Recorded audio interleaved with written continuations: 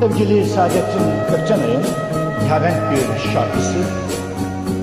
Taç olsan başıma takmayacağım, diğer bir ismiyle Tövbeler Tövbesi.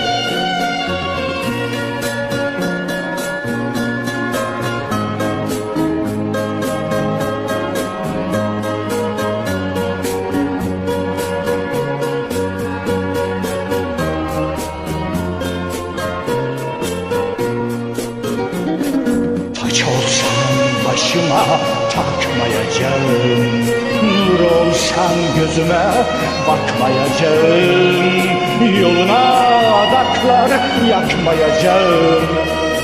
Tövbeler tövbesi. Taç olsan başıma takmayacağım, nur olsan gözüne bakmayacağım, yoluna adaklar yakmayacağım. Tövbeler tövbesi.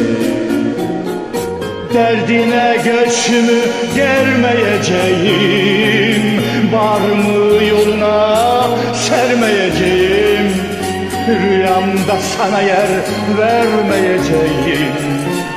Tövbeler tövbesi.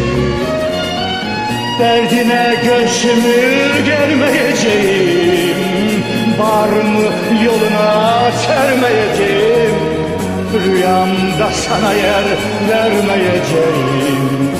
Tövbeler tövbesi.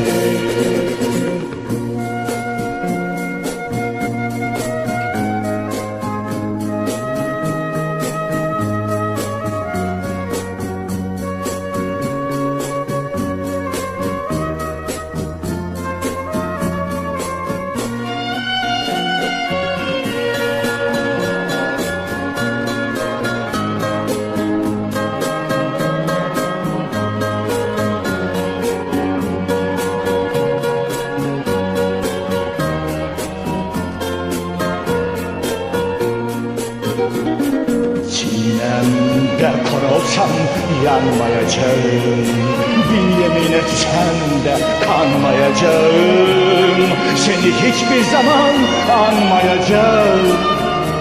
Tövbeler tövbesi. Çiğnemde kor olsam yanmayacağım, bin yemin etsen de kanmayacağım, seni hiçbir zaman anmayacağım. Tövbeler tövbesi.